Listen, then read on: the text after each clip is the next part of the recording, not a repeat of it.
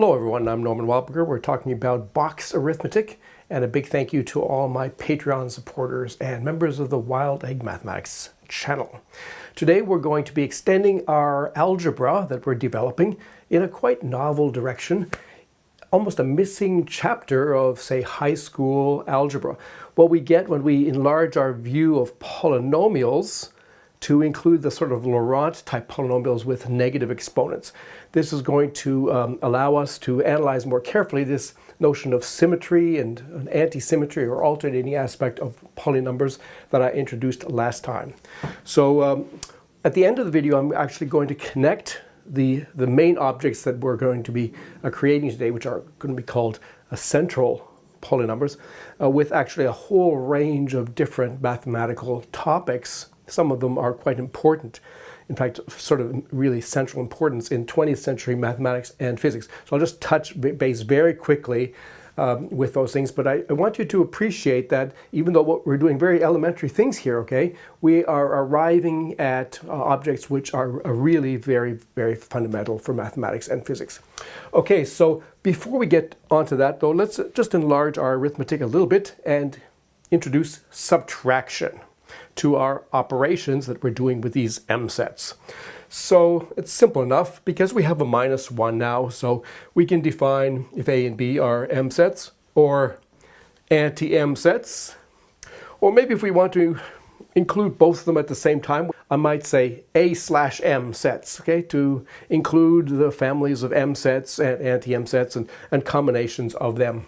So then we'll define A minus B to be simply A plus 1 bar B, or in other words, A plus -1 times B. So here's an example. Here's an mset, perhaps A, and here's another mset, perhaps B, and we're taking the difference, A minus B. So this thing here, okay, minus this thing here, the definition is that we should take the same thing here, and instead we should add -1. There's -1 times this second one. Now, in terms of a more standard notation, this thing here, you see there it has a 2 inside. It has an empty mset that represents 0. And this thing here is an anti-1. Okay, so that's what this thing is. And this thing here, well, there's a 2, there's another 2, so 2, 2. There's a 1 bar, okay, it's the negation of 1. And here is just an anti-0. Okay, so when we multiply the second one with the -1, what do we get? Okay, well, multiplying by -1, what it does is it takes all of the entries and it takes their antis. So that means that all the bounding boxes have to change color from black to red or from red to black. So this one here is going to change into a red box with 2 black ones. Same with this. This one here is going to change into a red box with a red box inside. This one here is just going to change into from an anti-0 to a 0. Okay, and once we have this, then the addition is, of course, just the usual combining them. So we just put everything in an M box. But when we do that, this thing here, this 2 and this anti-2 are going to annihilate each other because these things are antis. They're antis because they're the bounding box, the containers are of different colors, one's black and one's red, and otherwise inside they're identical. So they're identical except that one's the anti of the other, so they're going to annihilate. We'll still have one more of them left over. We'll have 2 empty boxes, and we'll have one of these and one of these. And then when we list what we have 1 bar anti, so that's that thing there. Okay, and if it was black on the outside, that would be a 1 bar, but it's red on the outside, so it's a 1 bar anti. There's 2 zeros, there's our anti-2, and this is an anti-1. Okay, so that's how we do subtraction in this mset world. Okay, so when we went from polynumbers to integral polynumbers, the big step was that we went from msets of natural numbers to msets of integers. And that means we have an interpretation now of polynomials with also negative integer exponents, not just natural number exponents. These are integral polynumbers.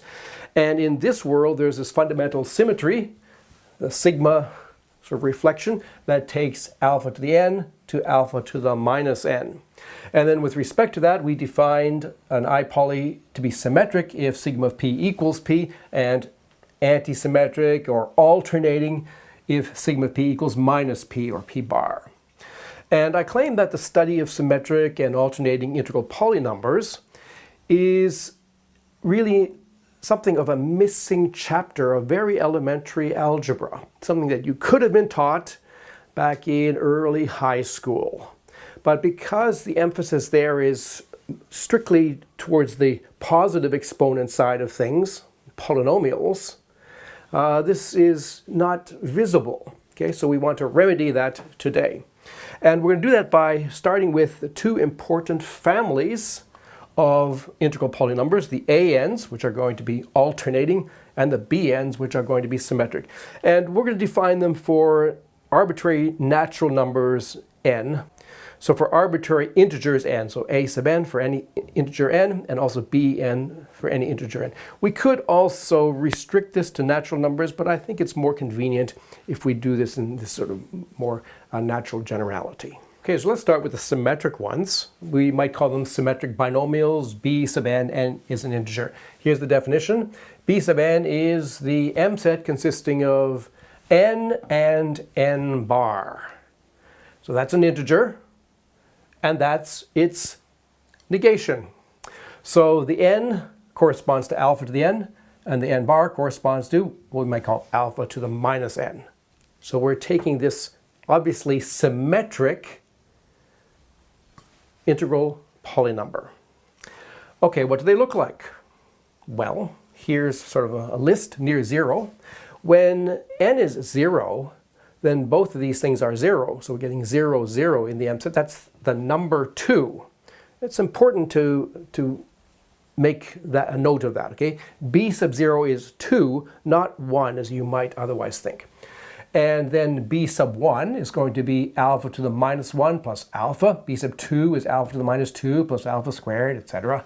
And b to the minus 1 is alpha to the minus 1 plus alpha to the minus 1. So it's alpha to the minus 1 plus alpha. It's the same as b sub 1. Okay? And b sub minus 2, I should put minus 2 there. B sub minus 2 is alpha to the minus 2 plus alpha squared. That's, again, the same as b sub 2. Okay, so these are something of a basis for the symmetric integral polynumbers. And what's particularly interesting is what happens when you multiply two of them. So let's look at b3 times b5. There's b3, alpha to the minus 3 plus alpha cubed. b5, alpha to the minus 5 plus alpha to the 5. And when we multiply them, we get alpha to the minus 8. This combination here is alpha to the minus 2. This combination here is alpha to the 2. And this combination is alpha to the 8. And we see that what we're picking up is a b2 and a b8. Okay? And note that the sum of 3 plus 5 is 8, and the difference here is 2. Okay, if we squared ones, let's say take b sub 4 and we square it, there it is there, we square it, well, we get the square of the first term, which is alpha to the minus 8, square of the second term, which is alpha to the 8, and twice the product, we get 2. So that is then b0, there's b0, and alpha to the 8 plus alpha to the minus 8 is b8. And again, this 0 is like the difference between the 4 and the 4, and this 8 is like the sum of the 4 and the 4. So as we've already noted, b sub n is the mset n bar n. Clearly b sub n bar is equal to b sub n because these two things just interchange places. And the formula that we've just looked at a special case of is that b sub m times b sub n equals b sub m minus n plus b sub m plus n. And there's no restriction here on the indices. They can be arbitrary integers. A little bit more sophisticated is what happens when you multiply three of them together, say b sub m, b sub n, b sub p. Then it's an exercise for you to check that you're going to get four terms. You're going to get a bm minus n minus p, bm plus n minus p, bm minus n plus p, and bm plus n plus p. And remember that any one of these things is unchanged if we negate the index. So for example, b9 times b4 times b3. 9 minus 4 minus 3 is 2. 9 plus 4 minus 3 is 10. 9 minus 4 plus 3 is 8. And 9 plus 4 plus 3 is 16. And also works when 0 is involved. So b7, b4, b3. 7 minus 4 minus 3 is 0. B7 plus 4, 7 plus 4 minus 3 is the 8. 7 minus 4 plus 3 is 6. And 7 plus 4 plus 3 is 14. And do note that this b0 being 2 is, consistent, sort of essential for these formulas to work. A little exercise for you. Try to figure out what the binomial expansion looks like in this case, just a variant of the usual one, but it's worthwhile clarifying. So if we take b sub m for an arbitrary integer m, and we raise it to the k, where k is a natural number, like 0, 1, 2, 3, etc., what do we get when we expand all of that out? So the bn polynumbers were pretty well the simplest symmetric integral polynumbers. Here are pretty well the simplest alternating integral polynumbers, the a sub n's. So they're going to be defined also for n, an integer, and they're defined in a very similar way. A sub n is the m set consisting of n with anti-n bar. Okay? And the anti has the effect of introducing a coefficient of -1. So we'll write minus alpha to the minus n plus alpha to the n. And then we see that now if we negate the index n, a sub n bar, we get the negation of a sub n. And here are some examples. So a sub 0 is importantly 0, because when n is 0, there's a 0 here and a 0 anti, and the 0 and the 0 anti annihilate, and we just get an empty set, or we just get 0. A sub 1 is minus alpha to the minus 1 plus alpha. A sub 2 is minus alpha to the minus 2 plus alpha squared. And a sub minus 1 is the negative of this one, so alpha to the minus 1 minus alpha. A sub minus 2 is the negative of this one, so it's alpha to the minus 2 minus alpha squared, and so on. So let's do a general multiplication. Let's multiply a sub m times a sub n. So there's a sub m, there's a sub n. When we multiply, we get 4 terms. So the product of these two is alpha to the minus m plus n. The product of this one and this one, or maybe this one and this one, is minus alpha to the m minus n. The product of these two is minus alpha to the n minus m. And the product of these two is alpha to the m plus n.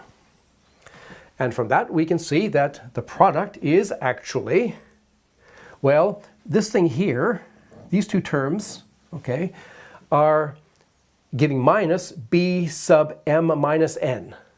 So if we take these two out, then we get two plus signs, and we're getting b sub m minus n, which is the same as b sub n minus m. And these outside terms, both also with positive 1 coefficients, giving us b sub m plus n, because here's alpha to the m plus n and alpha to the minus m plus n. So the product of these two a's is a sum of two b's. And you might like to write down what's the corresponding formula for the product of 3 of these a sub n's, and also how do you take the corresponding binomial power of a given a sub m, again k being a natural number. So it's not too hard to see that if you have two symmetric integral polynumbers and you multiply them, you're going to get another symmetric one. If you have two alternating ones and you multiply them, you're going to get a symmetric one. However, if you have an alternating one times a symmetric one, in that case you're going to get an alternating one. So that's the formula that we're going to look at now. What happens when we multiply an alternating binomial with a symmetric binomial? A sub m, there it is there, times b sub n, there it is there. Well, just as 4 terms, just as before, we get a minus alpha to the minus m plus n. We get an alpha m, alpha to the minus n, alpha to the m minus n, and these terms alpha to the n minus m with a minus sign and a plus sign with alpha to the m plus n. And then these two terms here, these ones, alpha to the m minus n minus alpha to the n minus m, that's a sub m minus n. And these outside ones are a sub m plus n.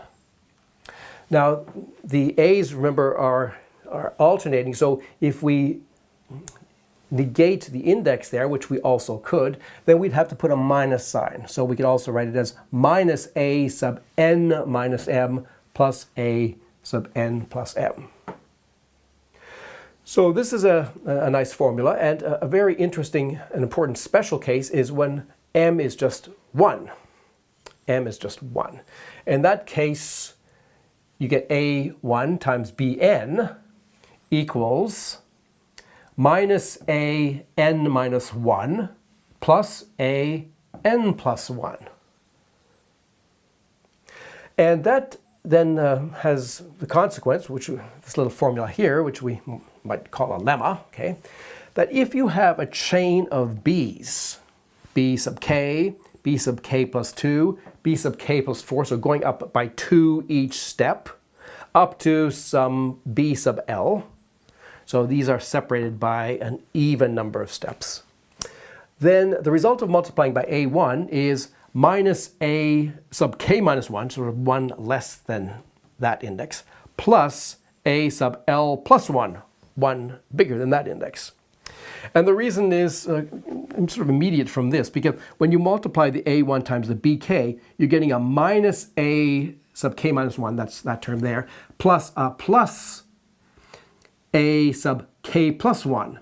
But that plus a sub k plus 1 that you've just got is going to be cancelled with the term that you're going to get by multiplying the a1 times the bk plus 2, the left term. It's going to actually exactly cancel that. You're going to get a sub k plus 1 and a sub k plus 3. Okay? So in the intermediate spaces between these things, the two a's that you're getting from the left and from the right always have opposite signs, and so they're going to cancel.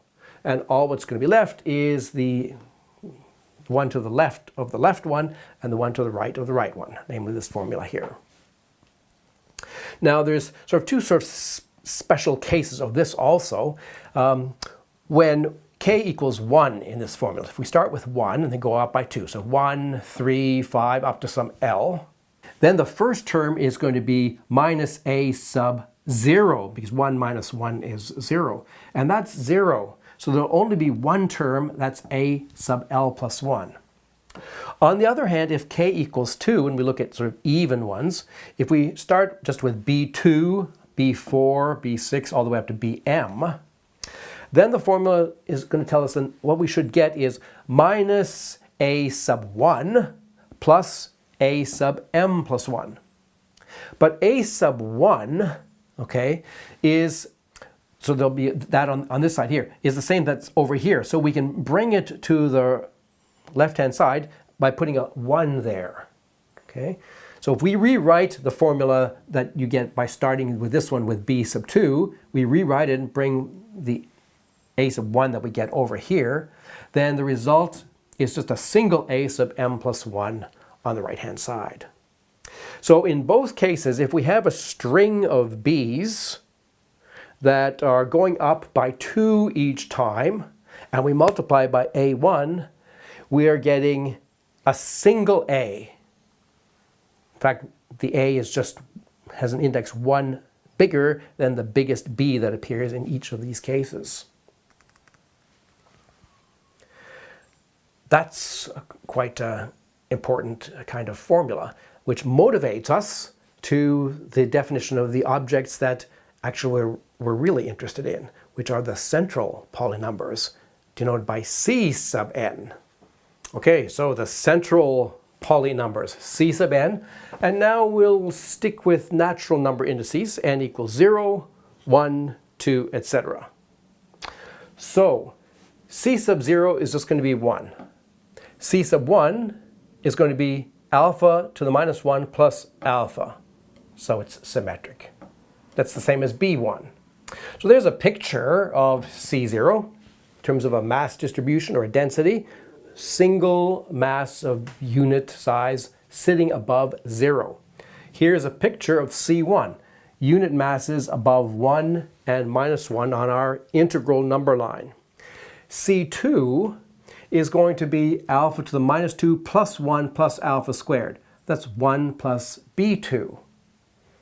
Has 3 equal masses, equally separated on the number line, symmetric about 0.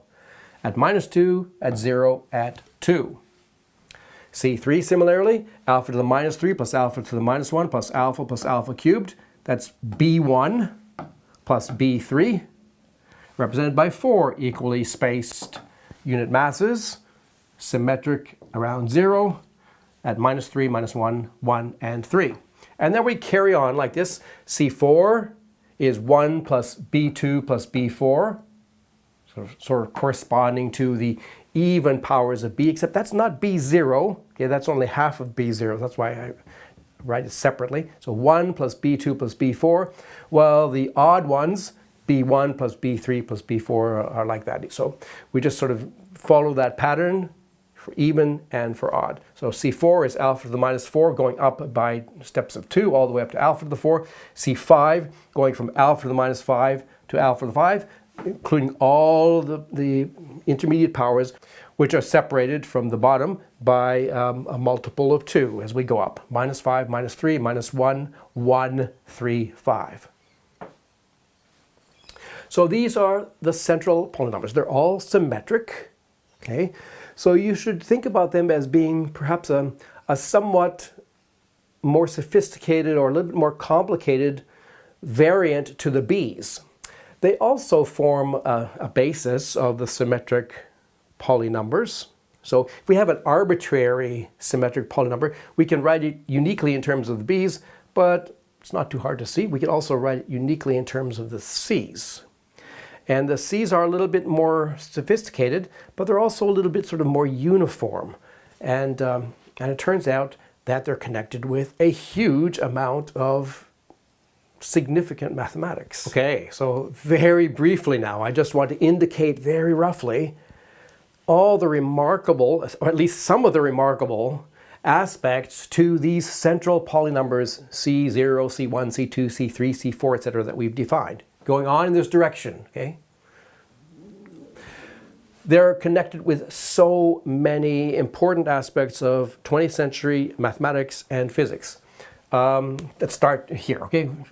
They're intimately connected with Chebyshev polynomials, which you will have run into, actually Chebyshev polynomials of the second kind, which you will have run into if you're a member of my Wild Egg Mathematics courses YouTube channel, where I have a whole series on interesting families of orthogonal polynomials and how to look at them in a somewhat novel linear algebra / number theory point of view. They're related to Gaussian binomial coefficients and Q-series. Okay, there's also, in fact, over at Wild Egg, there's also a series of videos that I'm doing on Q-series, and the Gaussian binomial coefficients figure very prominently there. So these are, some sense, variants of the Gaussian binomial coefficients, which are, in some cases, more natural or maybe more useful than the Gaussian binomial coefficients, but not in all cases. There's a good reason for studying both of them. And in fact, that other point of view is closely related to quantum groups also. In physics, these things are coming up very naturally in angular momentum, quantum mechanics. They figure prominently in representation theory of Lie groups. Okay, so in the world of Lie groups, there are things called compact, simple Lie groups. And the simplest one is SU2. The simplest non-abelian one is SU2. Okay, and something called representation theory, and it turns out that these things here are essentially the characters, the irreducible characters of SU2 when you view them in the right way. And as such, they're also intimately connected with harmonic analysis on the three-dimensional sphere, not the two-dimensional sphere that we find in our space, but the three-dimensional sphere, which is another manifestation of SU2. But you can do sort of spherical harmonics on that thing, and it turns out that these things are intimately connected with spherical harmonics on S3. they're very close to the Weil character formula, and arguably I've already shown you the Weil character formula today in the simplest of all cases. Okay, I also have to put in another ADE graphs. Okay, ADE graphs.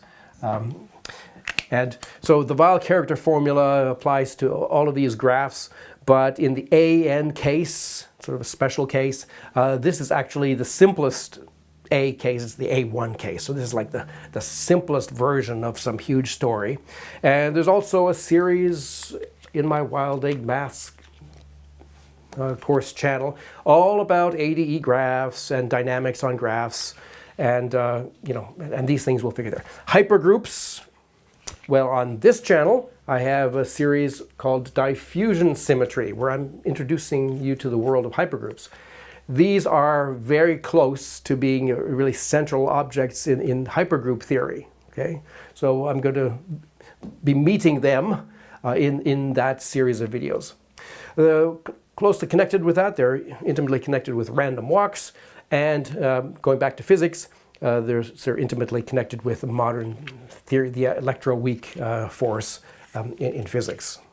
So there's a lot to this story, but in fact I have this sort of aspiration to explain a lot of this stuff, maybe all of it at some point. But in any case, since this series is only dealing with elementary algebra, I want to alert you that this very naive point of view, we're just playing around with msets, and now we have these integral polynumbers, etc. And what's arising sort of like naturally as we're just sort of following our nose, doing the simplest possible thing, are objects whose algebraic structure is actually completely key in a lot of really important areas. And I want to talk more about what the nature of that algebraic structure is. It has to do with the multiplicative structure of these central polynumbers, and you might like to play around with that and ask yourself, what happens if I multiply, say, C3 times C7? Okay, symmetric polynumbers, what's the product going to be? That's an interesting question. We'll talk about that in our next video. Hope you'll join me for that. I'm Norman Wahlberger. Thanks for listening.